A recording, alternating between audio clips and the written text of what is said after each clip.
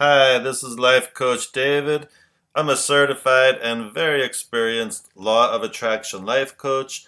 Thanks for listening to the Law of Attraction podcast, where my intention is for you to learn wonderful information that's going to help you attract what you want, that's going to help you feel happier, and you'll have the tools to do that.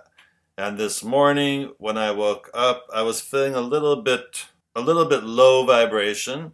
So something I do sometimes is I play some of my favorite up-tempo songs. So I was dancing around to the Pointer Sisters. I was playing Neutron Dance. I was playing I'm So Excited. And I also played that song Walking on Sunshine. And I was in a really, really high vibration. And it's interesting, in Neutron Dance, one of the lines that jumped out at me was she sings, I know there's a pot of gold for me. All I have to do is just believe. And I was like, wow, that's very law of attraction. So law of attraction is in Neutron Dance. I never realized that before. But I had fun and it put me in a very good vibration and it worked. Today we're going to continue with Excuse Me, Your Life is Waiting by Lynn Grab Horn. And the section today we're all going to enjoy because it's called Money, Money, Money. All right, let's get down to it. Money, money, money, money. Sounds good, doesn't it? Or does it? No, I'm not retarded. Let's put it another way. How does the word or topic make you feel? Honestly, every word we utter carries its own brand of vibration peculiar to the one doing the speaking. Depending on how we were raised and what our own distinctive outlook on life may be, we charge the words we speak with a personally exclusive vibration. The word God, for instance, can evoke either a highly positive or powerfully negative vibration response, depending on who's doing the speaking or listening and what their background and association has been with that word. We have a truckload of these juiced up words in our language, but there's only one which can lay claim to consistently winning the top negative word vibration award. That word is money, the most highly charged word in any language that uses the stuff. With most of us, the beliefs associated with this word are so incredibly intense, the moment we speak, think, or hear it, we send out walloping negative vibrations all over the place. Of course, all that does is create an impenetrable wall around us that guarantees blockage of the most sought-after commodity into our lives. Just by speaking that dumb little grouping of sounds, we're stalling the very thing we most desire. But how come? This is, after all, pretty neat stuff, is it not? Gold, silver, coins, paper notes, all of it. More like all that misery. From the time we were tiny tots, at least for the majority of us, we learned that the word money equates to struggle, shoulds, musts, have-tos, and gottas. We learn how the subject felt to mom and dad, to uncles and aunts, to grown-up family friends. We learn the anxiety that surrounds that word and the anguish. We learn, for the most part, that it's the be-all and end-all of what we believe to be life. So we had better make damn sure we have it or else. Actually, that learning curve began well before toddler days, back in the womb, where we absorbed all the many vibrations of our parents' struggles and fears. So we come bouncing into the world like Don Quixote with this cockeyed inborn programming that says the greatest adversary we shall ever confront in life will be the thing we call money, the dragon against which we must war unto death, and most of us do, because we never learned about flowing energy and getting out of negative vibrations. We spend our lives with thoroughly closed valves over this subject, fighting a battle we can't possibly win until we become so tired, so discouraged, so downtrodden, our body finally responds to the perpetual negativity and we die. What a swell life. And that's the end of that section on money. And there is a lot of truth to that. So many of us grow up with a negative connotation towards money. And of course, it's all in our minds and causes us to have a low vibration about it. But let's continue and see how we can get into a better place. And the next section about money is called Screw Old Beliefs. Ever since legal tender was first created, no one has had enough. So as we think money, we immediately think not enough. And now you can start to see the picture. Money equates to not enough, which equates to lack, which equates to feel bad vibrations, which faithfully supplies us more of precisely what we don't want any more of, lack. The good news is we don't have to get in there and dig up all our moldy old beliefs about money to allow the abundance to flow. We only have to override them. And thank heavens for that. We'd be on the couch for decades trying to overcome the plethora of well-ensconced doctrines about money that society has so unjustly created. For example, you have to work hard to get it. Money must be earned. You don't get something for nothing. Money is hard to come by. Money is hard to save. I never have enough. It goes out faster than it comes in. Money is the root of all evil. We need to save for retirement. I'll be happy when I get it, meaning I can't be happy now. One must strive hard for the real rewards. Money doesn't grow on trees. Repeat any one of those phrases out loud and see how you feel. Not good. Yet that's the stuff we were raised on. All so vibrationally ingrained in us that we think money is our only key to freedom.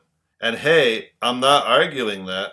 What trips us up is we think it has to be earned, fought for, worked hard for, struggled for. Yet money, like anything else, is nothing but energy. And attracting it, like anything else, is nothing more than an energy flowing process. Now is when you write a new script.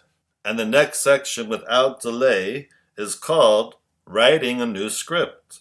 Let's say you wanted to build a new patio onto your house that would cost around $25,000. And let's say you thought about that $25,000 cost over and over without the slightest idea how to get it. Finally, depressed and frustrated, out comes, oh hell, forget it. You're acting like all the rest of us, bumping up against so many limiting old beliefs that have been lifelong valve closers you finally shut down. Your desire for the money to build your patio feels so lousy you stop thinking about it. Needless to say, that was before you knew about flowing energy. So let's say you think about the new patio now. Sure, you still get some of the same negative feelings, only you can spot them now because you're paying attention to how your thoughts make you feel. This time, instead of saying in those old forget it feelings, you create a new script to paste a fresh, high vibration over the old one. Creating a new script is nothing more than making up a grand little daydream and stepping into it emotionally. That's the important part. You've got to get into your daydream emotionally, or you're just blowing hot air. You're concocting a present-time, whimsical narration about your want, spoken out loud, writing is second choice, as if chatting with a friend. It must never, never be about what is going to happen, only about what has or is happening now.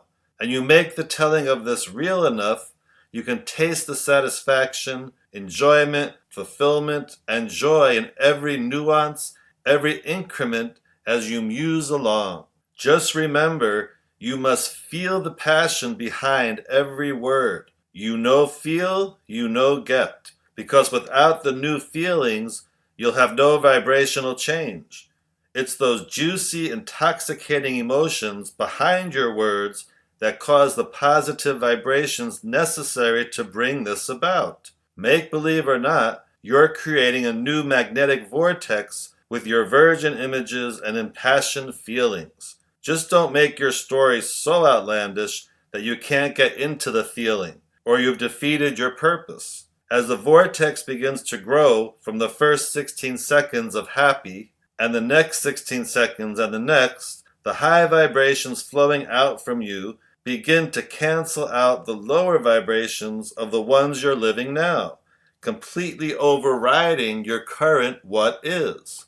When the switch over to higher frequency kicks in, everything you need to bring your made-up little story into reality, including you, is being drawn into the new vortex. Now granted, you may feel a little silly at first, chatting out loud with a pretend person or yourself about the fantasy you're living, but that's a small price to pay for the walloping dividends. Just start talking, describing with relish all the joys that $25,000 has brought you. Take it slow, allowing yourself plenty of time to feel the words and pictures as you move along, and time to allow more ideas for your use of the money to pop in. While this is pretend as if right now, if you'll make your narration so real that you can merrily taste, smell, feel, touch, and live it, pretty soon you will. Okay, there are two ways to talk about your imagined fantasy. The first is like chatting with a friend, and the second is just sort of musing out loud with yourself. So one type of conversation about the $25,000 might go something like this, out loud, as if chatting with a friend over a cup of coffee. You know, Jack and I are so thrilled with the patio we just finished. We've wanted one for years, but never felt we should spend the money. But we just decided it was time to treat ourselves, and as soon as we decided that, the money came as if by magic. It's all built now, and oh, we so love it. Our favorite time is just after dinner. We sit out there, just the two of us, and by doing this you're feeling every phrase, savoring every detail as you go along with your story. And do you know this whole thing has brought us closer together? Oh sure, it was a big mess at first, but even the kids are using it now after school. We got them their own table and chairs, so they sit out there now to do their homework. I tell you, that patio is the best thing we've done in years. And you just go on and on, slowly feeling each new awareness of the same topic, reveling in each delicious moment of your description. If you want to change the approach, pretend as if out loud to yourself. Something like, I can't wait until Jack comes home tonight. I've got his favorite dinner all ready for us to have on our new patio. Oh, and I'm so happy that what we've done out there, that I especially love the magnificent stone we found for the flooring. And tomorrow at long last, I go to look for the new plants. I think I'll go to, and you go on, and you keep describing something there that you're going to do, but it's all within and part of your completed fantasy of the finished patio. You've got to give that money some place to flow, so tomorrow when you do this, talk about how it feels to soak in your new hot tub, and the next day at length about the new plants you just brought, etc. Relishing and delighting in each little thing as you talk and feel. Talk and feel. You've taken the $25,000 required for your patio out of the old feel-bad scripting and created a shiny new dream script to paste over it. One that is genuinely overflowing with all sorts of easy-to-believe, feel-good energy, though still only a make-believe creation. Yes, you can play this game with a loving partner, provided you're both on the same wavelength, wanting the same types of things. Two of you doing this will actually magnify the energies tenfold and spark all manner of new ideas to chat about back and forth to get your juices to spill over. Of course, scripting is not just about material things. You can script for anything from a new improved relationship to getting rid of moles in your yard. My dog Lucy was driving me bonkers, running up and down the long front fence, barking at anything that moved. It was tiresome to me, annoying to the walkers, and infuriating my neighbors. I tried every maneuver in the dog books, but nothing seemed to work. Finally, worn down and really a bit concerned, I ventured into talking a new script. Here it is. How I love to watch the free spirit in that dog run wild as the wind, up and down the front fences. And I can hardly believe it when she puts the brakes on to simply sit at the fence line, quietly watching the walkers go by, so attentive, so well behaved. Frankly, it's mind-boggling to me after the way she used to act. But what's so neat is I can see that Lucy is still in charge of guarding the property. She just does it now by sitting hushed and alert, watching. Man alive, I love it. I went through that routine every day, seeing and feeling myself praise Lucy for racing up on our side of the fence to whatever was moving on the street, coming to a screeching halt, and then just sitting in silence watching. 5 weeks dragged by before I saw the first sign. Lucy didn't even run. She just sat in the driveway and watched this guy jog past. She just sat there. All in all, the whole process took about 3 months, which goes to show how strong my old beliefs were about not being able to reteach a stubborn dog. But I stuck with it, and as of this moment at least, we are two very happy beings. But when it came to money, my first attempts at re-scripting weren't anywhere near that successful. I was trying so hard to get into surrealistic pictures of projects that were causing dollars to pour in that I was burying myself under a mountain of totally unbelievable stories.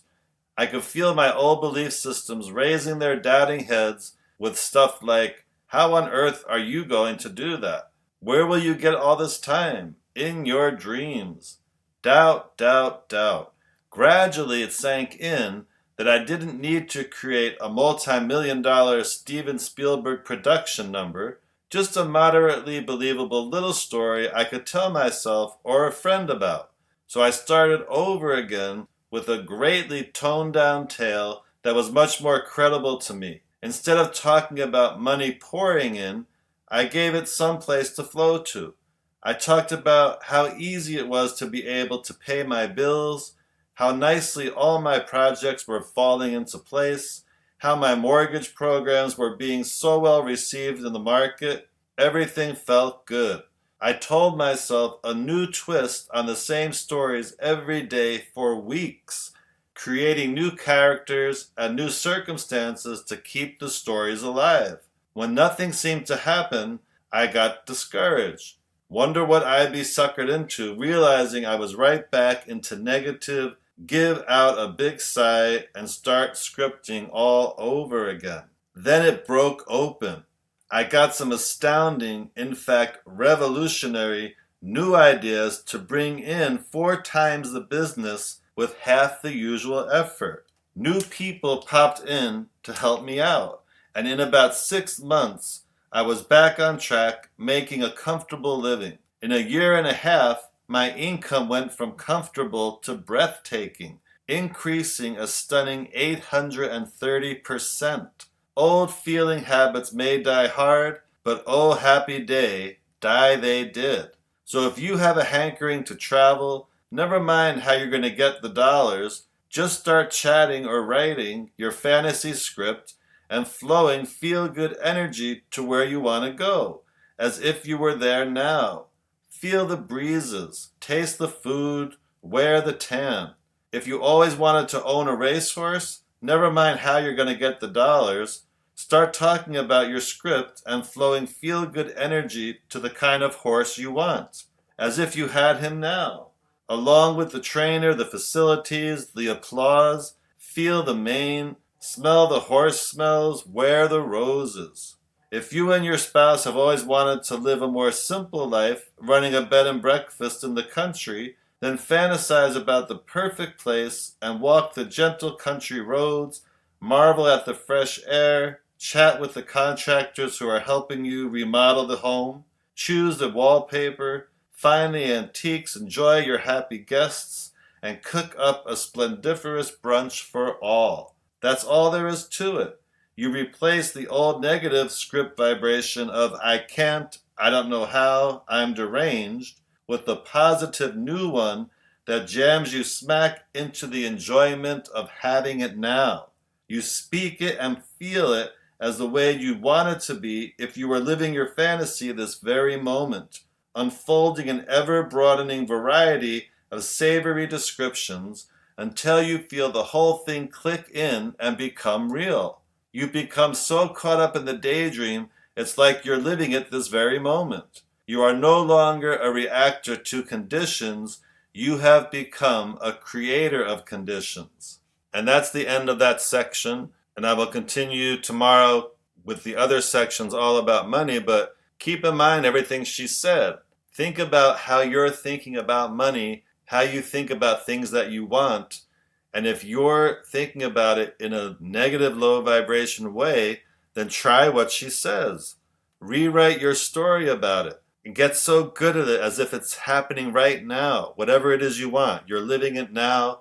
Get into all the way it feels, how good it feels, depending on what it is. And before you know it, it will manifest. Now, of course, sometimes it takes longer than other times, but that's not for us to get concerned with, because then we'll bring our vibration down about it. So have fun rewriting your scripts about what you want money-wise and all the things you want, and get good at feeling so good about it that it has to manifest. Thanks again for listening to the Law of Attraction podcast. If you want to experience some wonderful Law of Attraction coaching, you can find me at lifecoachdavid.com, and you can contact me through there. If you have a question you want me to answer on an upcoming podcast, just email me at david@lifecoachdavid.com, and I will answer it for sure.